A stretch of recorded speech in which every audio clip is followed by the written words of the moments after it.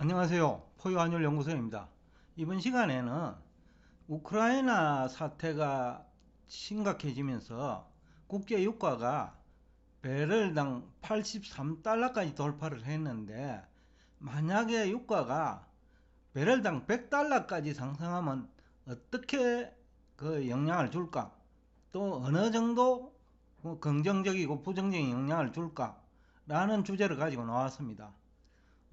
지난해 12월 20일까지만 하더라도 국제 유가가 배럴당 70달러였거든요. 근데 1개월 만에 83달러까지 올랐으니까 약 한 20% 상승했죠. 그러니까 이제 전쟁 발발 시 그 천연가스 가격도 또 급등할 거고, 러시아가 산유국이기 때문에 그래요.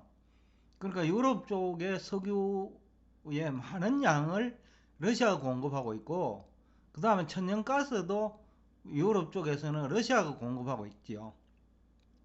그러니까 이제 이게 간단한 문제는 아닌데, 러시아가 만약에 석유 수출을 중단한다고 하면, 물론 이제 그 러시아에 미치는 부정적인 영향 감소하겠죠. 결국은 이제 서방 세계와 러시아 간의 이제 대립 관계로 발전할 수밖에 없는데, 일단 미국 백악관에서 그 14일 날 저녁에, 우리 시간으로 15일이죠.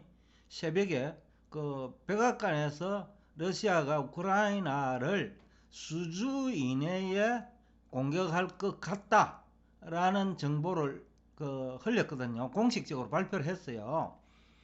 그러니까 여태까지는 루머로만 떠돌던 얘기가 백악관에서 공식적으로 인정하기 시작한 거죠. 그러면서 이제 유가가 어제 하루에 또 그 81달러에서 2.5%까지 올랐어요. 그러니까 80달러가 고점이라고 생각을 했는데, 러시아 우크라이나 사태가 그 고점을 돌파하는 계기로 이제 작용한 거죠. 문제는 이제 전쟁이 진짜 이제 발생을 하면 배럴당 100달러까지 이제 갈 수 있는 거죠. 근데 지금 러시아의 전략과 서방 세계의 전략을 한번 우리가 살펴보아야 되는데, 러시아는 오히려 유가와 천연가스 가격 상승을 유도하는 방법으로 서방 세계를 압박하겠다는 거거든요. 그러니까 우크라이나를 우리한테 내놔, 전쟁 없이, 이런 얘기예요. 그런데 미국과 서방 세계는 그렇게 간단한 문제가 아니죠.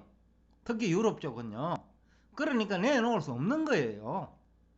그러니까 시간을 끌면 러시아도 문제가 되겠지만은, 전쟁 일어나기까지는 러시아에 큰 문제 안 생길 거예요. 그런데 전쟁이 일어나기 이전에 문제가 발생하는 국가는 서방 세계와 석유 수입이 많은 국가겠죠. 유가가 오를 테니까.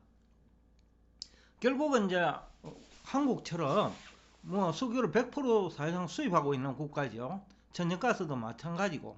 바로 이 문제 때문에 지난해 12월 무역 수지가 적자로 반전된 거죠. 사상 최대의 그 수출 실적에도 불구하고 무역 수지가 적자로 반전된 원인 중에 하나가 유가지요.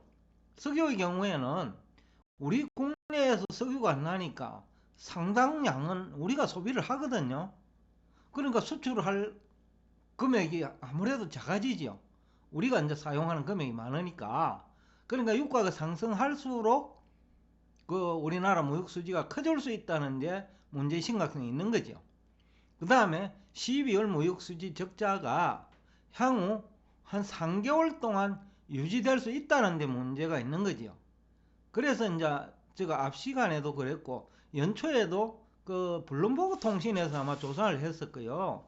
그 경제 전문가와 금융 전문가를 대상으로 설문조사를 했는데, 그 중에 2022년 악재 중에 하나로, 대형 악재 중에 하나로 러시아가 그 우크라이나를 침략하는 그 시나리오를 제시했거든요. 근데 그것이 어제 저녁, 어제 저녁이잖아요. 14일 미국은 14일 저녁이고 우리는 15일 새벽이죠. 새벽에 백악관에서 그 공식적으로 수주 내에 러시아가 그 침략할 것 같다라는 얘기를 보도한 거죠. 그러니까 이제 간단한 문제가 우려가 현실이 돼 가고 있다는 거죠.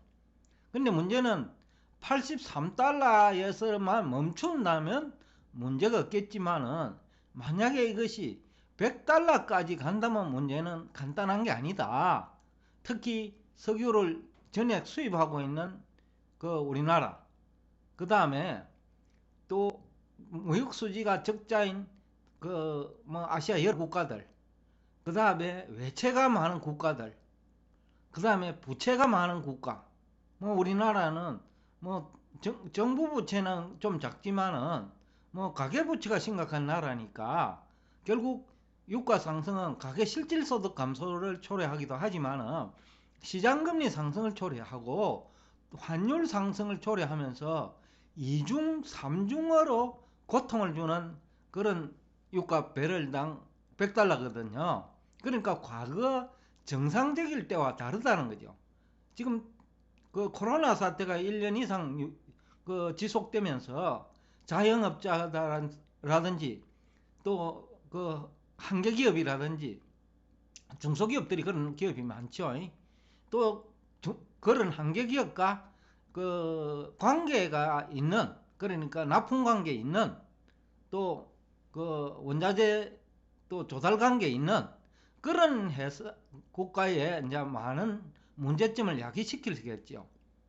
그러니까 이제 우리나라는 부동산 시장이 그렇지 않아도 하락 압력을 받고 있는 시점에 유가가 100달러를 가면 환율 상승, 금리 추가적인 상승, 자금시장 경색 현상, 그 다음에 무역수지 적자에 따른 대외부채 증가, 그리고 외환시장에서 그 환투기 세력이 공격을 할 가능성이 높아지고 있는 거지요. 그래서 이제 유가가 정작 100달러를 간다고 하면 아마 제가 볼 적에는 그 배럴당 100달러가 되는 순간에 아마 외환시장에 큰 변화가 있지 않을까. 그리고 주식시장도 마찬가지죠. 그 다음에 금리시장도 마찬가지고요. 부동산 시장도 마지막에 이제 충격을 받는 시장이기는 하지만은 그럼에도 불구하고 공포 분위기가 확산될 가능성이 아주 높다라는 얘기가 가능하죠. 더군다나 전 세계가 코로나 사태 장기화로 물가 상승으로 고통받고 있어요. 물론 산유국은 충격이 덜하겠죠. 왜냐하면 인위적으로 산유국은 그 유가 하락을 유도할 수 있으니까, 또 보조도 할 수 있고요. 또 선진국일 경우에는, 그런데 이제 전량 석유를 수입하는 신흥국, 또 외채가 많은 국가, 그리고 부채가 많은 국가, 기업이든 아니면 가게든지 고통이죠. 그래서 이게 자산시장 거품이 많이 있는 상태, 그리고 가계부채가 많은 상황, 또 기업 부채가 과단 현실에서 국제유가 배럴당 100달러는 과거 120달러만큼이나 무서운 유가 수준이다 라는 얘기가 가능하다는 거죠. 그런데 이제 더 문제는 미국 등 서방세계 대응이 문제입니다. 지금 현재 알려진 바로는 러시아 경제에 대한 제재지요. 그리고 러시아 기업들의 활동을 못하도록 결제 시스템을 통제하겠다는 거죠. 그러면 러시아 전략과 서방세계 전략을 보면 두 기관차가 서로 하나의 레일 위로 달리는 기관차예요. 충돌을 하면 대형사고가 발생할 수 있는 그런 전략이야. 그러니까 러시아는 유가와 천연가스 가격 상승을 유도하기 위해서 시간을 끌어왔고 지금까지. 또 서방세계는 만약에 러시아가 우크라이나 침략하면 러시아 경제에 대해서 제재를 가하겠다. 그리고 결제 시스템을 통제하겠다. 그러니까 러시아는 망해라 이 얘기인데, 러시아는 러시아에 반대하는 미국과 서방세계가 망해라 이 얘기거든요. 그러니까 이게 간단치 않다는 거죠. 특히 한국 실물 경제와 금융시장은 설상가상입니다. 중국 경제 불확실성과 또 미국의 양적 완화 정책, 그리고 그 부동산 시장 거품 붕괴 우려, 이런 상황에서 이 러시아가 우크라이나를 침략한다는 그 분위기가 확산되면서 유가가 $100를 돌파한다면 이것 또한 대형 악재로 발전할 가능성이 높다. 따라서 여러분들은 이를 한달은 조심 또 조심해야 됩니다. 지금 정권 전문가들은 자기들이 빠져나가기 위해서 그 개미 투자자들을 유인하고 있단 말이에요.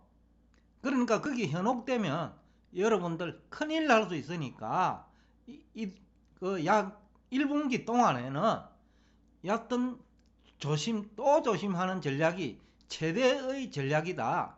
쉽게 하면 복지부동 전략이 가장 고수 전략이다 라는 얘기를 하면서 오늘 여러분과 대화를 마치겠습니다.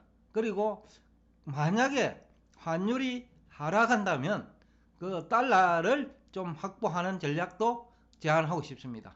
오늘도 끝까지 경청해 주셔서 대단히 감사합니다.